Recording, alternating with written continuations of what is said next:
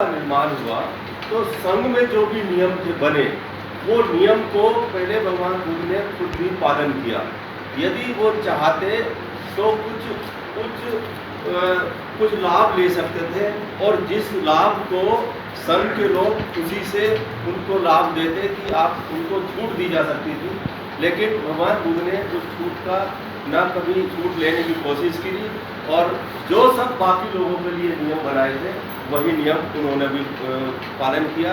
पहला एक नियम था कि 24 घंटे में एक बार भोजन करना है, तो वो भी पहले उसी बात को करते थे कि एक ही बार वो भी भोजन करते, एक बार।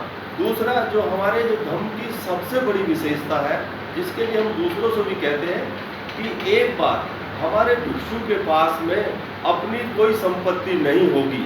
जब हम कहते दूसरों से, जब हम कभी भी बात करते तो कहते भाई आपके पास तो सब संपत्ति और गृहस्थी और सब कुछ रहता, तो ये एक बहुत ही बड़ा नियम था कि कोई भी भिक्षु के पास अपने नाम पे अपनी कोई संपत्ति नहीं होगी।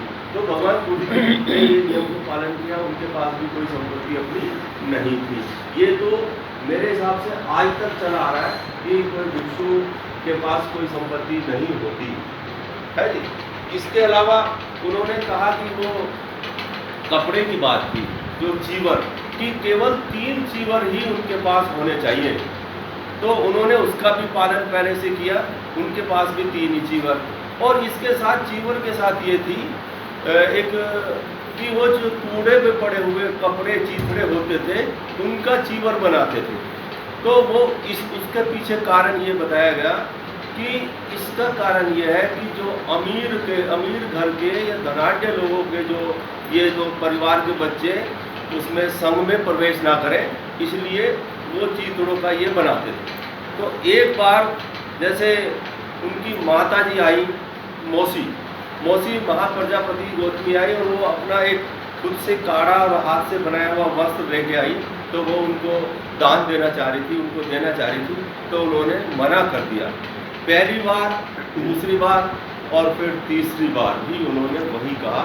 उसके बाद आनंद खेर ने ये कहा कि तथागत ये आपकी मौसी है, इन्होंने आपको दूध पिलाया है, ये आपकी धात्री है, नर्स की तरह, अपनी माँ की तरह। जब माँ की मृत्यु होगी तो इन्होंने ही आपको पालन पोषण किया है कि आप इनका बनाया हुआ वस्त्र ग्रहण कर लें, ले लें।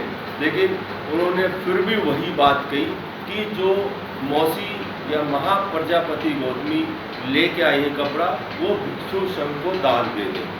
तो उन्होंने उस चीज़ को भी सहज स्वीकार नहीं किया। एक वर्णन आता है कि जब जीवक नाम का जो ये थे, जब भगवान बुद्ध कपिलवस्तु में उसमें निवास के समय, भ्रमण के समय, तो जीवक नाम के व्यक्ति ने, जो भी थे उपासक थे, उन्होंने उनको एक नया जीवन देने की कोशिश की, तो उन्होंने ग्रहण किया था। उसी नियम को उन्होंने जो है वो करते हुए ये सभी भिक्षुओं को ये कर दिया कि वो भी नया जीवन को ग्रहण कर सकते हैं। तो उन्होंने जो नियम बनाए, क्योंकि ये तो सत्य है कि मैं कुछ करूं और दूसरे को कुछ कहूं तो उसका प्रभाव नहीं पड़ता, तो इसलिए वो पहले उस नियम को पालन करते थे, तभी ये कहते थे। और भिक्षु संघ में उनका सर्वोच्च स्थान था, इसमें कोई दो राय नहीं है। लेकिन और चाहते तो वो उनको कुछ ज़्यादा छूट, विशेष छूट दी जा सकती थी, जिसके लिए जो भिक्षु संघ बहुत प्रसन्न होता, खुशी दे देता, लेकिन उन्होंने उसको नहीं किया। जो नियम बने उसको पहले खुद पालन किया और उसके बाद बाकी भिक्षु संघ को किया। तो समानता की बात उन्होंने रखी है। ये जो आज के पाठ में समानता का वो भाव रहा है, पहले खुद नियम का पालन किया, फिर कहा, तो ऐसे उन्होंने कभी भी कोई भी विशेष छूट नहीं ली, सबके लिए बराबर समानता का भाव रखा। आज का पाठ में इतना ही समझ पाए। मैं अपनी वाणी को विराम देता हूँ। जय हिंद।